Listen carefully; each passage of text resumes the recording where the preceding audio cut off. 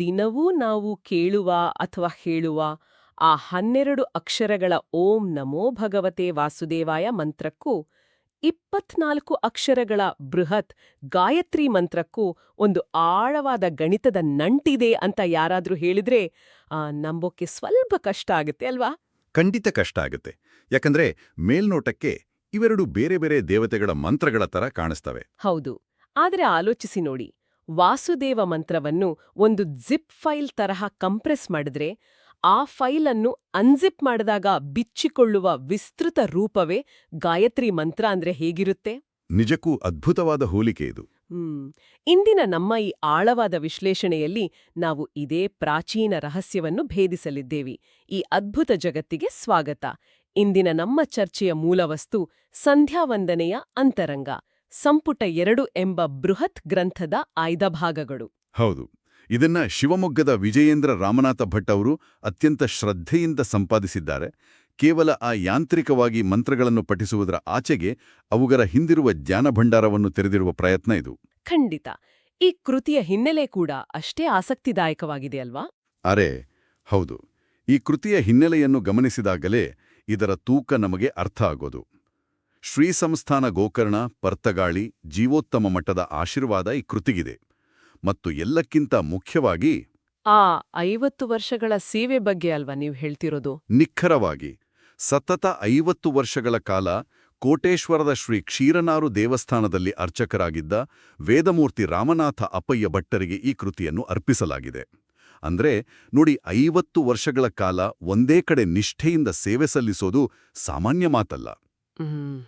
ಒಂದೇ ಪೂಜೆ, ಒಂದೇ ಮಂತ್ರ ಪಠಣ ದಿನ ಮಾಡುವಾಗ ಅದು ಯಾಂತ್ರಿಕವಾಗುವ ಅಪಾಯ ಇರುತ್ತೆ ಅಲ್ವಾ? ಖಂಡಿತ ಇರುತ್ತೆ. ಆದರೆ ಆ ಆಚರಣೆಯ ಜೊತೆಗೆ ನಿರಂತರವಾಗಿ ಅಂತರಂಗದ ಒಳಹೊಕ್ಕಾಗ ಮಾತ್ರ ಇಂಥ ಆಳವಾದ ದರ್ಶನ ಸಾಧ್ಯವಾಗುತ್ತೆ ಅನ್ನೋದು ಈ ಪುಸ್ತಕದಿಂದ ತಿಳಿಯುತ್ತೆ. ಆ ಅಂತರಂಗದ ಒಳಹೊಕ್ಕಾಗ ಅನ್ನೋ ಮಾತು ನಮ್ಮ ಇಂದಿನ ಚರ್ಚೆಗೆ ಸರಿಯಾದ ನಾಂದಿ. ಸರಿ, ಇದನ್ನ ಸ್ವಲ್ಪ ಬಿಡಿಸಿ ನೋಡೋಣ. ಈ ಗ್ರಂಥದ 2 ಸಂಪುಟಗಳ ನಡುವಿನ ವ್ಯತ್ಯಾಸವನ್ನು ನಾವು ಮೊದಲು ಅರ್ಥ ಮಾಡಿಕೊಳ್ಬೇಕು. ಹೌದು, ಸಂಪುಟ 1 ಮತ್ತು 2. ಅಂದ್ರೆ ಮೊದಲ ಸಂಪುಟವು ಭಕ್ತಿಯುಕ್ತ ಕರ್ಮಯೋಗದ ಬಗ್ಗೆ ಮಾತನಾಡುತ್ತೆ. ನಮ್ಮ ದೈನಂದಿನ ಆಚರಣೆಗಳು, ಪೂಜಾ ವಿಧಾನಗಳು, ಮಂತ್ರಗಳ ಅರ್ಥ ಇವೆಲ್ಲವೂ ಅದರಲ್ಲಿ ಬರ್ತವೆ. ಆದರೆ ನಾವು ಇವತ್ತು ಚರ್ಚಿಸುತ್ತಿರುವ ಸಂಪುಟ 2 ಭಕ್ತಿಯುಕ್ತ ಜ್ಞಾನಯೋಗದ ಬಗ್ಗೆ ಬೆಳಕು ಚೆಲ್ಲುತ್ತೆ. ಇದನ್ನ ಸರಳವಾಗಿ ಹೇಳಬೇಕು ಅಂದ್ರೆ, ನಾನೊಂದು ಆಧುನಿಕ ತಂತ್ರಜ್ಞಾನದ ಹೋಲಿಕೆ ಕೊಡ್ಲಾ? ಸಂಪುಟ 1 ಎಂಬುದು ನಮ್ಮ ಸ್ಮಾರ್ಟ್ಫೋನ್ನಲ್ಲಿ ಕಾಣುವ ಒಂದು ಅಪ್ಲಿಕೇಶನ್ನ ಆ ಫ್ರಂಟ್ ಎಂಡ್ ಬಳಕೆ ಇದ್ದಂತೆ. ಓಹೋ, ಫ್ರಂಟ್ ಎಂಡ್ ಅಂದ್ರೆ ಆ ಸ್ಕ್ರೀನ್ ಮೇಲೆ ಕಾಣುವ ಬಟನ್ಗಳು, ಡಿಸೈನ್ ಎಲ್ಲನಾ? ಹೌದು, ಆ ವಿನ್ಯಾಸ, ಬಟನ್ಗಳು ಎಲ್ಲವೂ ನಮ್ಮ ಆಚರಣೆಗಳು. ಆದ್ರೆ ಸಂಪುಟ 2 ಆ ಸಾಫ್ಟ್ವೇರ್ ಹಿಂದಿನ ಸಂಕೀರ್ಣವಾದ ಬ್ಯಾಕೆಂಡ್ ಕೋಡಿಂಗ್ ಇದ್ದಂತೆ. ಆ ಅಗೋಚರವಾದ ಕೋಡಿಂಗ್ ಇಲ್ದೆ ಆ ಸುಂದರವಾದ ಆಪ್ ಕೆಲಸ ಮಾಡದೇ ಇಲ್ವಲ್ವಾ? ಇದು ಅತ್ಯಂತ ಸೂಕ್ತವಾದ ಹೋಲಿಕೆ. ಇಲ್ಲಿನ ಅತ್ಯಂತ ಆಸಕ್ತಿದಾಯಕ ಅಂಶ ಏನಂದ್ರೆ, ಅದೇ ಬ್ಯಾಕೆಂಡ್ ಕೋಡಿಂಗ್ ನಮ್ಮ ಪ್ರಜ್ಞೆಯನ್ನು ವಿಕಾಸಗೊಳಿಸುವ ವಿಜ್ಞಾನ. ಕೇವಲ ಉಪನಯನವಾದಾಗಿನಿಂದ ಜೀವನ ಪೂರ್ತಿ ಪ್ರತಿದಿನ ಮಾಡುವ ಸಂಧ್ಯಾವಂದನೆಯಂತಹ ಆಚರಣೆಯನ್ನು ಈ ಗ್ರಂಥದಲ್ಲಿ ಎಷ್ಟು ಆಳವಾಗಿ ವಿಶ್ಲೇಷಣಿಸಲಾಗಿದೆ ಅಂದ್ರೆ, ಇದು ಕೇವಲ ಒಂದು ಧಾರ್ಮಿಕ ಕ್ರಿಯೆಯಾಗಿ ಉಳಿಯುವುದಿಲ್ಲ. ಅಂದ್ರೆ ಸಂಪುಟ 1 ನಾವು ಏನ್ ಮಾಡಬೇಕು ಅಂತ ಹೇಳಿದ್ರೆ, ಸಂಪುಟ 2 ನಾವು ಅದನ್ನ ಏಕೆ ಮಾಡಬೇಕು ಅಂತ ವಿವರಿಸುತ್ತೆ. ಎಕ್ಸಾಕ್ಟ್ಲಿ. ಆ ಮಾಡುವ ಪ್ರಕ್ರಿಯೆಯಲ್ಲಿ ನಮ್ಮ ಮನಸ್ಸಿನ ಸ್ಥಿತಿ ಹೇಗಿರಬೇಕು ಅನ್ನೋದೇ ಜ್ಞಾನ. ಆಂತರಿಕ ಶುದ್ಧೀಕರಣದ ಪ್ರಕ್ರಿಯೆ ನಡೆಯುವುದು ಈ ಜ್ಞಾನಯೋಗದ ಹಂತದಲ್ಲೇ. ವಾವ್! ಜ್ಞಾನದ ಈ ಒಳ ಹೊಕ್ಕಾಗ ನಮಗೆ ಸಿಗುವ ರಹಸ್ಯಗಳು ನಿಜಕ್ಕೂ ಬೆರಗುಗೊಳಿಸುತ್ತವೆ. ನಾವೀಗ ಆರಂಭದಲ್ಲಿ ಮಾತನಾಡಿದ ಆ ಗಣಿತದ ರಹಸ್ಯದ ಕಡೆಗೆ ಬರೋಣ. ಇಲ್ಲಿಯೇ ಇದು ನಿಜಕ್ಕೂ ಕುತೂಹಲಕಾರಿಯಾಗೋದು. ಖಂಡಿತ. 9ನೇ ಅಧ್ಯಾಯದ ವಿಚಾರ. ಹೌದು. ವಾಸುದೇವ ಮಂತ್ರ ಅಂದ್ರೆ ಓಂ ನಮೋ ಭಗವತೆ ವಾಸುದೇವಾಯ. ಇದರಲ್ಲಿ ಒಟ್ಟು 12 ಅಕ್ಷರಗಳಿವೆ. ಈಗ ಈ 12 ಅಕ್ಷರಗಳ ಮಂತ್ರವನ್ನು 2 ಬಾರಿ ಉಚ್ಚರಿಸಿದರೆ ಒಟ್ಟು 24 ಅಕ್ಷರಗಳಾಗುತ್ತವೆ. ಗಾಯತ್ರಿ ಮಂತ್ರದ 24 ಅಕ್ಷರಗಳಿಗೆ ಕನ್ನಡಿಯಂತಿವೆ ಅಂತ ಮೂಲದಲ್ಲಿ ವಿವರಿಸಲಾಗಿದೆ. ಆದ್ರೆ ಇದೇನು ಬರೀ ಗಣಿತದ ಕಾಕತಾಳೀಯಾನ ಅಥವಾ ಇದರ ಹಿಂದೆ ಬೇರೆನಾದ್ರೂ ಆಳವಾದ ಅರ್ಥ ಇದೆಯಾ? ನೋಡಿ, ನಮ್ಮ ಪ್ರಾಚೀನ ಋಷಿಮುನಿಗಳ ಪರಂಪರೆಯಲ್ಲಿ ಕಾಕತಾಳೀಯಗಳಿಗೆ ಜಾಗವೇ ಇಲ್ಲ. ಅರೆ ಹೌದು, ಇದರ ಹಿಂದೆ ವಾಚ್ಯವಾಚಕ ಎಂಬ ಒಂದು ಅತ್ಯಂತ ಗಹನವಾದ ತಾತ್ವಿಕ ಸಂಬಂಧ ಇದೆ. ಒಂದು ನಿಮಿಷ, ವಾಚ್ಯವಾಚಕ ಈ ಪದಗಳನ್ನ ನಾವು ಎಲ್ಲೋ ಕೇಳಿರ್ತೀವಿ, ಆದ್ರೆ ಇದರ ನಿಖರವಾದ ಅರ್ಥವನ್ನು ಸ್ವಲ್ಪ ಸರಳವಾಗಿ ಬಿಡಿಸಿ ಹೇಳ್ಬೋದಾ? ನಮ್ಮ ಕೇಳುಗರಿಗೂ ಸುಲಭ ಆಗತ್ತೆ. ಖಂಡಿತ. ವಾಚ್ಯ ಅಂದ್ರೆ ಯಾವ ವಸ್ತುವನ್ನು, ತತ್ವವನ್ನು ಅಥವಾ ಶಕ್ತಿಯನ್ನು ನಾವು ವಿವರಿಸಲು ಹೊರಟಿದ್ದೇವೋ ಅದು. ವಾಚಕ ಅಂದ್ರೆ ಆ ತತ್ವವನ್ನು ವಿವರಿಸಲು ಅಥವಾ ಕರೆಯಲು ನಾವು ಬಳಸುವ ಶಬ್ದ ಅಥವಾ ಹೆಸರು. ಅಂದ್ರೆ ಒಂದು ಉದಾಹರಣೆ ಕೊಡೋದಾದ್ರೆ? ಈಗ ನೀರು ಅನ್ನೋದು ನಮ್ಮ ಬಾಯಾರಿಕೆ ತೀರಿಸುವ ಒಂದು ದ್ರವ, ಅದು ವಾಚ್ಯ. ಆದರೆ ಆ ದ್ರವವನ್ನು ಕರೆಯಲು ನಾವು ಬಳಸುವ ನೀರು ಅಥವಾ ವಾಟರ್ ಎಂಬ ಶಬ್ದ ವಾಚಕ. ಅರ್ಥ ಆಯ್ತಾ? ಓಹೋ, ಅರ್ಥ ಆಯ್ತು. ವಸ್ತುವಾಚ್ಯ, ಅದರ ಹೆಸರು ವಾಚಕ. ನಿಖರವಾಗಿ ವಾಸುದೇವ ಮಂತ್ರದಲ್ಲಿರುವ ಪ್ರತಿಯೊಂದು ಅಕ್ಷರವೂ ಅಂದ್ರೆ ವಾಚಕ, ಗಾಯತ್ರಿ ಮಂತ್ರದಲ್ಲಿ ಅಡಗಿರುವ ಅಗಾಧವಾದ ಅರ್ಥವನ್ನು ಅಂದ್ರೆ ವಾಚ್ಯವನ್ನು ಅತ್ಯಂತ ವಿಸ್ತಾರವಾಗಿ ಹೇಗೆ ಅಭಿವ್ಯಕ್ತಗೊಳಿಸುತ್ತೆ ಅಂತ ಈ ಗ್ರಂಥ ಬಿಡಿಸಿಡುತ್ತೆ. ಅಂದ್ರೆ ವಾಸುದೇವ ಮಂತ್ರದ ಅರ್ಥದ ಬೃಹತ್ ವಿಸ್ತರಣೆಯೇ ಗಾಯತ್ರಿ ಮಂತ್ರ. ಹೌದು, ವಾಸುದೇವ ಮಂತ್ರ ಆಶಯವಾದರೆ ಗಾಯತ್ರಿ ಮಂತ್ರ ಅದರ ವಿವರಣೆ. ಸರಿ. ಆದ್ರೆ ಇಲ್ಲೂ ವಾಸುದೇವ ಎಂಬ ಪದದ ಅರ್ಥವನ್ನು ಮೂಲತಃ ಹೇಗೆ ವಿವರಿಸಲಾಗಿದೆ? ಬರೀಯೊಬ್ಬ ದೇವರ ಹೆಸರಾ ಅದು? ಇಲ್ಲವೇ ಇಲ್ಲ.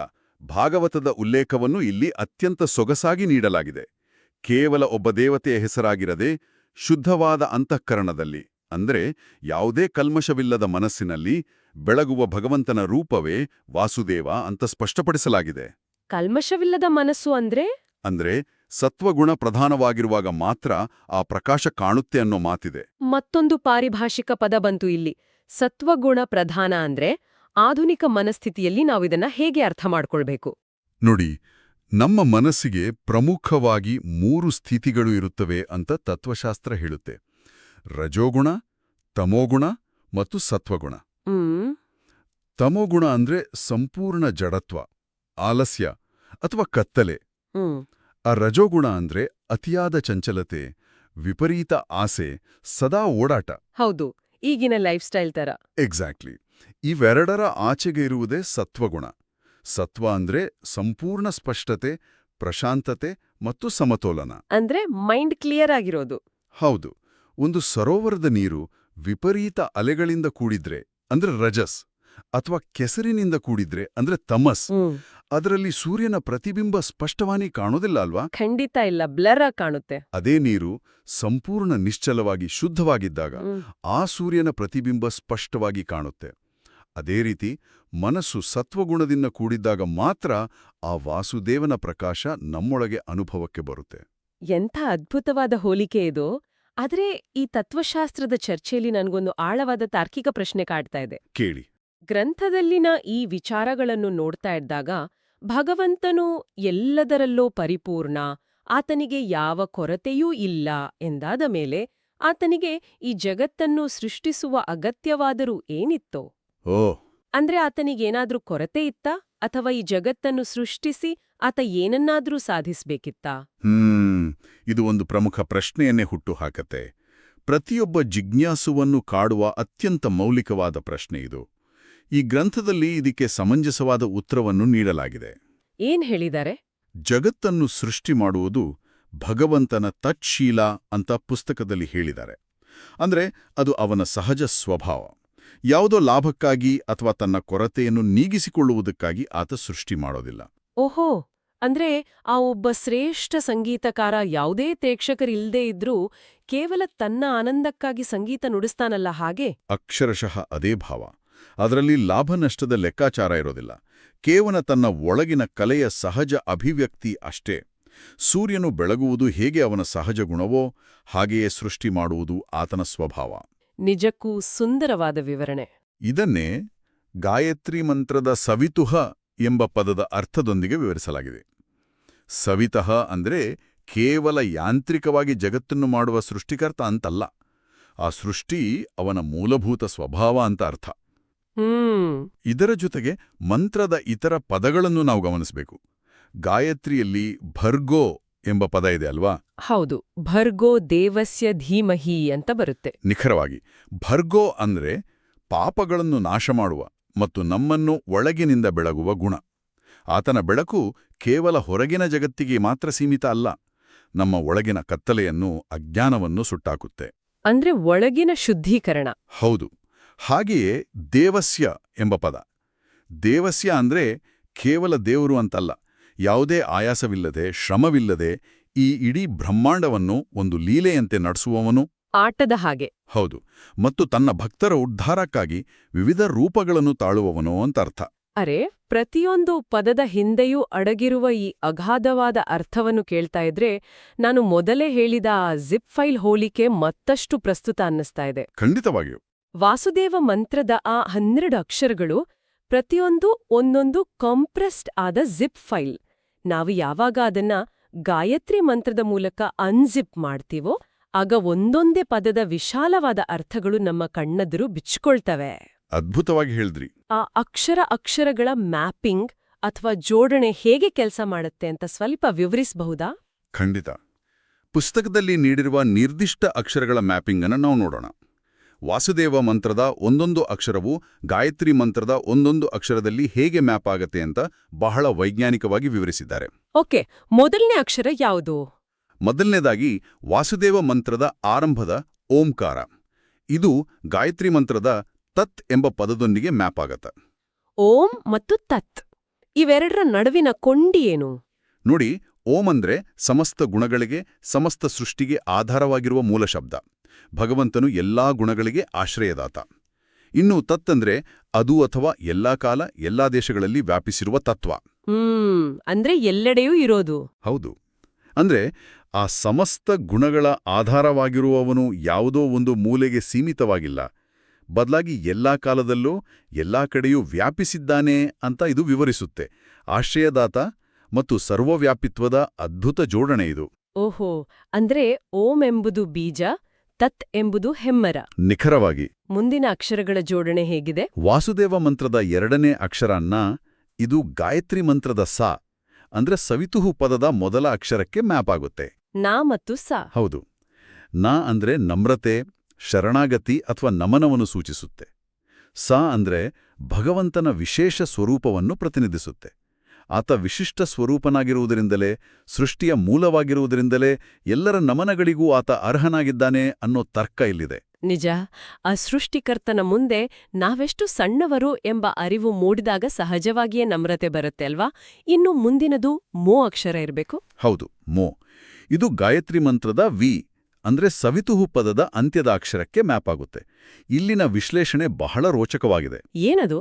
ಮೋ ಅಂದ್ರೆ ಜ್ಞಾನರೂಪ ಹಾಗೂ ಉಗ್ರರೂಪ ಎರಡನ್ನೂ ಸೂಚಿಸುತ್ತೆ.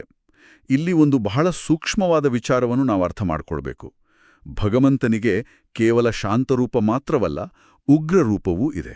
ಒಂದು ನಿಮಿಷ. ಉಗ್ರರೂಪ ಅಂದ್ರೆ ವಿನಾಶಕಾರಿ ಗುಣವೇ? ಅಂದ್ರೆ ಇದನ್ನ ನಾವು ಹೇಗೆ ಸ್ವೀಕರಿಸಬೇಕು? ಇಲ್ಲ, ಅದೇ ಇಲ್ಲಿನ ಸೂಕ್ಷ್ಮ. ಆತ ದುಷ್ಟರಿಗೆ, ಅಹಂಕಾರದಿಂದ ಮೆರೆಯುವವರಿಗೆ, ವ್ಯವಸ್ಥೆಯನ್ನು ಕೆಡಿಸುವವರಿಗೆ ಮಾತ್ರ ಅತ್ಯಂತ ಉಗ್ರನಾಗಿರ್ತಾನೆ. ಆದರೆ ತನ್ನನ್ನು ನಂಬಿದ ಸತ್ವಗುಣವನ್ನು ಬೆಳೆಸಿಕೊಂಡ ಭಕ್ತರಿಗೆ ಆತ ಸದಾ ಕರುಣಾಮಯನಾಗಿರ್ತಾನೆ. ಅಂದ್ರೆ ಕೋಪ ಇರೋದು ಕೆಟ್ಟದ್ದರ ಮೇಲೆ ಮಾತ್ರ. ಹೌದು. ತಾಯಿಯೊಬ್ಬಳು ತನ್ನ ಮಗುವಿಗೆ ಅಪಾಯ ಬಂದಾಗ ಹೇಗೆ ಉಗ್ರಳಾಗುತ್ತಾಳೆ, ಆದರೆ ಮಗುವಿನ ಬಳಿ ಹೇಗೆ ಕರುಣಾಮಯನಾಗಿರುತ್ತಾಳೆ, ಅಂತಹ ದ್ವಂದ್ವವಿಲ್ಲದ ಸಮತೋಲನ ಇದು. ಓ, ಅಂದ್ರೆ ಆತನ ಉಗ್ರತೆ ವಿನಾಶಕ್ಕಲ್ಲ, ಬದಲಾಗಿ ನ್ಯಾಯಸ್ಥಾಪನೆಗೆ ಮತ್ತು ಭಕ್ತರ ರಕ್ಷಣೆಗೆ ಮಾತ್ರ ಸೀಮಿತ. ಇದು ಬಹಳ ಸುಂದರವಾದ, ಆ ಭರವಸೆ ನೀಡುವ ಒಳನೋಟ. ಖಂಡಿತ. ಇನ್ನು ವಾಸುದೇವ ಮಂತ್ರದ ಭ ಅಂದ್ರೆ ಭಗವತೆ ಪದದ ಮೊದಲ ಅಕ್ಷರ. ಇದು ಗಾಯತ್ರಿ ಮಂತ್ರದ ತು ಅಂದ್ರೆ ಭರ್ಗದೇವಸ್ಯದ ಹಿಂದಿನ ಅಕ್ಷರಕ್ಕೆ ಮ್ಯಾಪ್ ಆಗುತ್ತೆ. ಇದರ ಅರ್ಥ ಏನು? ಭ ಅಂದ್ರೆ ಭಗ ಅಂದ್ರೆ ಷಡ್ಗುಣಗಳ ಒಡೆಯನಾಗಿರುವ ಆತನ ಸಂಪೂರ್ಣ ಸ್ವರೂಪ. ಯಾರು ಆತನ ಈ ಷಡ್ಗುಣಗಳನ್ನು ಧ್ಯಾನಿಸ್ತಾರೆಯೋ, ಆತನನ್ನು ಸ್ಮರಿಸ್ತಾರೆಯೋ, ಅವರಿಗೆ ಆತ ರಕ್ಷಕನಾಗ್ತಾನೆ. ವೇಟ್, ಒಂದ್ ನಿಮಿಷ. ಈ ಷಡ್ಗುಣಗಳು ಅಥವಾ 6 ಗುಣಗಳ ಬಗ್ಗೆ ನಾವು ಪುರಾಣಗಳಲ್ಲಿ, ಪ್ರವಚನಗಳಲ್ಲಿ ಪದೇ ಪದೇ ಕೇಳ್ತೀವಿ. ಆದ್ರೆ ನಿಖರವಾಗಿ ಆ 6 ಗುಣಗಳು ಯಾವುವು ಅನ್ನೋದು ಹೆಚ್ಚಿನವರಿಗೆ ಗೊತ್ತಿರೋದಿಲ್ಲ. ಆ ಷಡ್ಗುಣಗಳ ಒಡೆಯ ಅಂದ್ರೆ ಆ ಗುಣಗಳು ಯಾವುವು? ಇದು ಅತ್ಯಂತ ಅವಶ್ಯಕವಾದ ಪ್ರಶ್ನೆ. ಷಡ್ಗುಣಗಳು ಅಂದ್ರೆ ಮೊದಲನೇದು ಜ್ಞಾನ, ಅಂದ್ರೆ ಎಲ್ಲವನ್ನೂ ಅರಿಯುವ ಸರ್ವಜ್ಞತೆ. ಎರಡನೇದು ಐಶ್ವರ್ಯ, ಅಂದ್ರೆ ಇಡೀ ಬ್ರಹ್ಮಾಂಡದ ಒಡೆತನ. ಮೂರನೇದು ಶಕ್ತಿ, ಅಂದ್ರೆ ಅಸಾಧ್ಯವಾದದ್ದನ್ನು ಸಾಧ್ಯವಾಗಿಸುವ ಸಾಮರ್ಥ್ಯ. 4ನೇದು ಬಲ. ಇಡೀ ಸೃಷ್ಟಿಯನ್ನು ಯಾವುದೇ ಆಯಾಸವಿಲ್ಲದೆ ಹೋಳುವ ಶಕ್ತಿ. 5ನೇದು ವೀರ್ಯ. ಅಂದ್ರೆ ಸೃಷ್ಟಿ, ಸ್ಥಿತಿ, ಲಯಗಳೆಲ್ಲವನ್ನೂ ಮಾಡಿದ್ರೂ ತನ್ನ ಮೂಲಸ್ವರೂಪದಲ್ಲಿ ಯಾವ ಬದಲಾವಣೆಯನ್ನು ಹೊಂದದಿರುವ ಗುಣ. ಮತ್ತು ಕೊನೆಯದಾಗಿ 6ನೇದು ತೇಜಸ್ಸು. ತೇಜಸ್ಸು ಅಂದ್ರೆ ಪ್ರಕಾಶ ಅಲ್ವಾ? ಹೌದು, ಅಂದ್ರೆ ಯಾರಿಗೂ ಅಧೀನನಾಗದ ಸ್ವಯಂ ಪ್ರಕಾಶಮಾನವಾದ ಗುಣ. ಈ 6 ಗುಣಗಳ ಸಂಪೂರ್ಣತೆಯೇ ಭಗವಂತ. ಈ ಗುಣಗಳನ್ನು ಧ್ಯಾನಿಸುವುದೇ ತೂ ಅಕ್ಷರದ ಹಿಂದಿರುವ ಮರ್ಮ. ವಾವ್! ಕೇವಲ ಒಂದು ಅಕ್ಷರ ಭದೊಳಗೆ ಇಷ್ಟೊಂದು ಬೃಹತ್ ತತ್ವಶಾಸ್ತ್ರ ಅಡಗಿದೆ. ಹೀಗೆ ವಾಸುದೇವ ಮಂತ್ರದ ಪ್ರತಿಯೊಂದು ಅಕ್ಷರವೂ ಗಾಯತ್ರಿಯ 24 ಅಕ್ಷರಗಳಲ್ಲಿ ಒಂದಕ್ಕೊಂದು ಬೆಸೆದುಕೊಂಡಿದೆ. ಆ 6 ಗುಣಗಳ ಬಗ್ಗೆ ಕೇಳಿದ ಮೇಲೆ ನನಗೊಂದು ಸ್ಪಷ್ಟತೆ ಸಿಕ್ತು. ಹೌದು, ಇದು ಬಹಳ ಆಳವಾದ ಜ್ಞಾನ.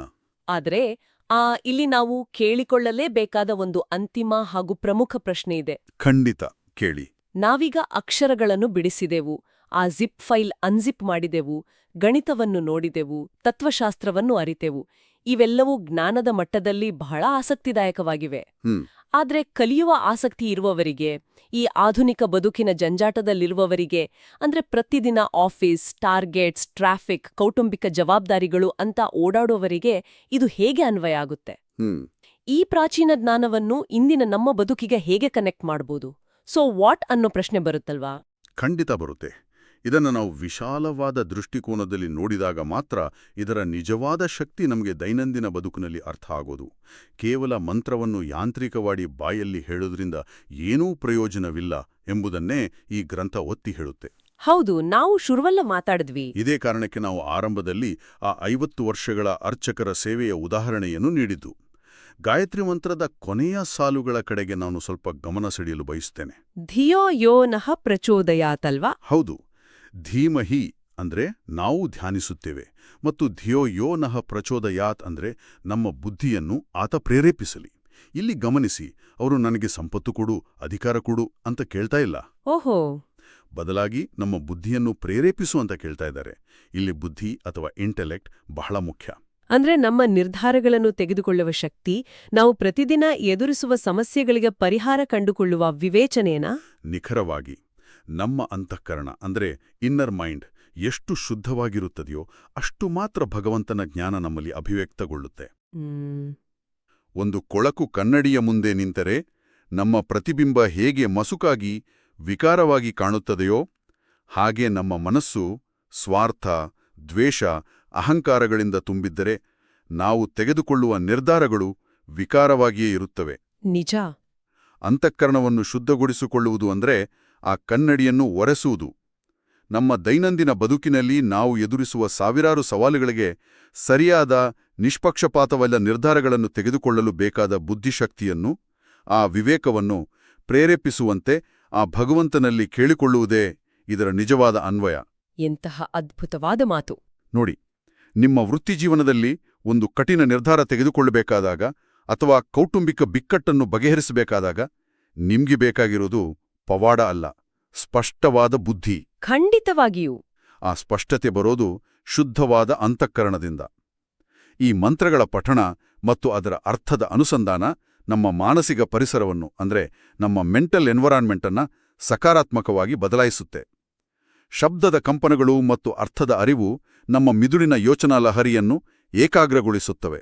ಎಂತಹ ಪ್ರಾಯೋಗಿಕವಾದ ವಿವರಣೆ ಇದು! ಇಡೀ ಚರ್ಚೆಯ ಸಾರಾಂಶವನ್ನು ನೋಡುವುದಾದ್ರೆ, ನಮ್ಮ ಪ್ರಾಚೀನ ಗ್ರಂಥಗಳಲ್ಲಿ ಭಾಷೆ, ಗಣಿತ ಮತ್ತು ತತ್ವಶಾಸ್ತ್ರ ಹೇಗೆ ಒಂದಕ್ಕೊಂದು ಬಿಡಿಸಲಾರದಂತೆ ಹೆಣೆದು ಕಂಡಿವೆ ಅನ್ನೋದು ನಿಜಕ್ಕೂ ಬೆರಗು ಮೂಡಿಸುತ್ತೆ. ಹೌದು, ನಾವೆಲ್ಲರೂ ಹೆಮ್ಮೆ ಪಡಬೇಕಾದ ವಿಷಯ ಇದು. ನಾವು ಆರಂಭದಲ್ಲಿ ಮಾತನಾಡಿದ ಆ ಬ್ಯಾಕೆಂಡ್ ಕೋಡಿಂಗ್ ರೂಪಕ ಇಲ್ಲಿಗೆ ಸರಿಯಾಗಿ ಒಪ್ಪುತ್ತೆ.